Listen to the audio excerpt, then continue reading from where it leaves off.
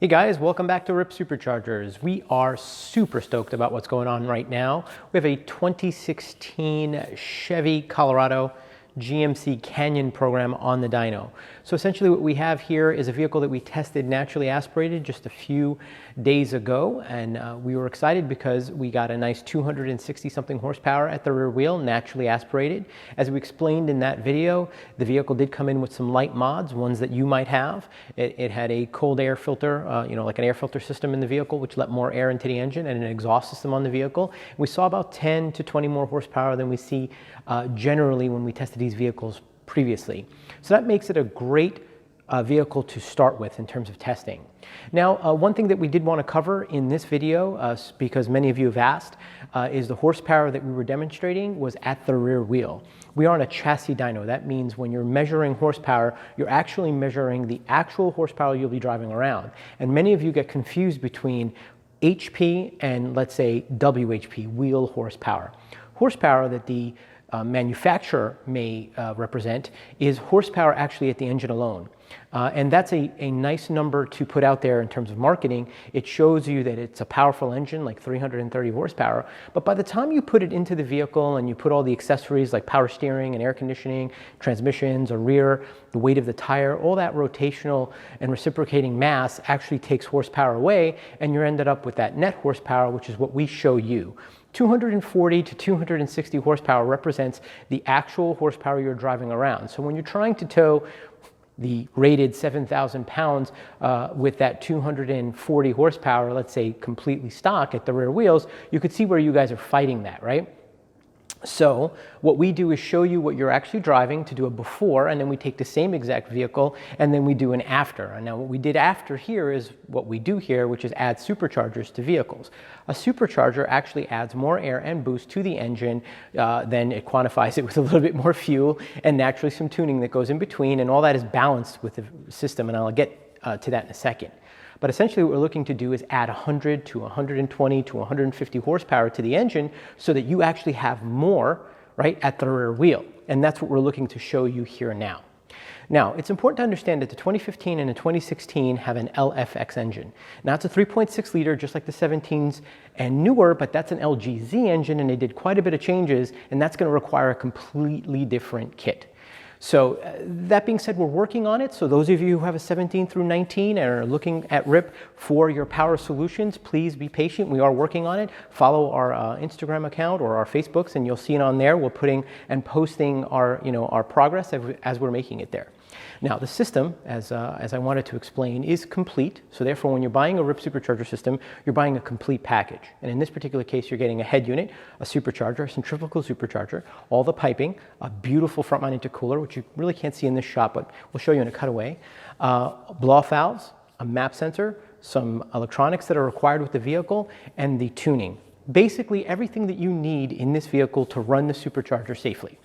You do not have to do any modifications. We mentioned that this vehicle has an exhaust system, and that is good. Generally, exhaust systems are good from anywhere from 5 to 11 horsepower at the rear wheel. This happens to have one. It does probably equate all the way to the end number, which I'm sure you're going to be excited about, so stay with us here, okay? But that being said, you don't need it. You don't have to add a fuel pump. You don't have to add cams or headers. You couldn't even add headers to this vehicle if you wanted to. It's a monoport head, which means the cylinder head only has one port. There aren't conventional headers. You should look it up. It's pretty interesting. Okay, so that being said, when you purchase a RIPP Supercharger kit, you're getting a complete package and you're making one purchase and it's good to go. You do not have to upgrade your cooling system. You don't have to upgrade your thermostats, things of that nature. It's a very complete system. Now, that being said, this system is set up at 8 psi, so what you're going to see when it yields the power on the dyno is basically a standard system. There's no modifications done to it. This isn't like a hotter tune. This is basically what you're going to get, okay? And it's quite a bit up from what you've seen in the past, and I want to touch on that as well. When you're engineering supercharger systems, you're engineering a bunch of metal that has to fit around the, conform to the car, and we're pretty good at that. You don't really have to cut too much stuff out of the vehicle at all. As a matter of fact, you're barely making changes. You're working around the vehicle itself. So much so that when you install it, it actually looks OEM. But in this case, it was all in the electronics. And when we originally launched the system, it was a bit bottlenecked. We were being held back by some of the electronic technologies that were out there that weren't necessarily controlling the systems as good as it could be. Well, those systems have matured, and we have begged and pleaded for the engineering to be put forth on their side, and we have received it. And we've been working at it quite a bit. And you could see a lot of that success in our Mopar cars sections that are nearing 500 horsepower at the rear wheel, and they're quite impressive considering those vehicles come in at 230 to 250 horsepower. So that we're clear here, V6 Mopar vehicles will come in at 240 horsepower and leave here with as much as 490 at the rear wheel. That is emulating 6.4 power. Okay, 6.4 liter V8 power, if you know what I mean. So that's kind of what we wanted to do here. We wanted to be able to bring this engine up to much larger displacement power, but retain all that safety. And we've been able to do that. So when our clients are asking for this kit, we see there's two big things going on here. We have half the clients who are asking if we can make more power to tow things. So a lot of you guys who are going overland or camping or turning it into one of those vehicles that are like adventurous are lifting it up, putting it on, let's say 35. Some of you are putting it on 37s. We have some clients on 37s and the vehicles look fantastic. I absolutely love them. And then you have all your gear in the back, and that 230, 240 just doesn't get down the road with all that mass and weight. And then there's the other half of you guys that might be like, your boat guys or your camping guys or your jet ski guys who have the weight behind there. A couple of jet skis, a couple of ATVs, and then you're stuck, right? Quads get heavy when you start adding a few of them. And you can't get down the road, and the thing is just always shifting. And that's kind of what we do. We fill in that gap and add more horsepower, more drivability to the vehicle. Well, I've gone on a bit, but what I want to do now is show you what you can do, and I'll show you at the dyno. We'll talk about it for a bit, so I'm going to make some noise. I'll be right back.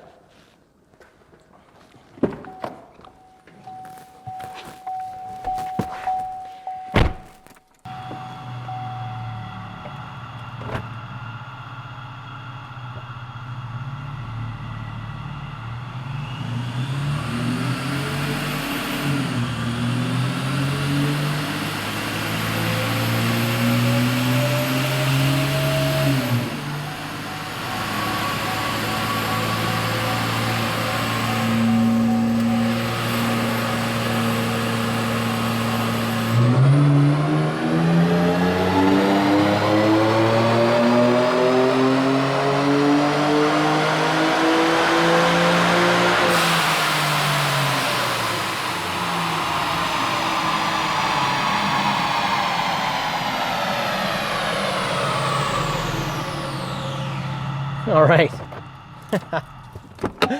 Oh my gosh, you guys are gonna flip. All right, here we go. What do we got here? All right, there we go. I think that's doing a lot of talking. 408.9, which is basically 409 horsepower at the rear wheel. And it's up quite a bit, because if you think about it, this vehicle came in at that 260 range and about 260 pounds of torque as well. You can see immediately when you step on the gas, the vehicle is just escalating past whatever you were driving before. Your power band was much narrower, and it's much broader now.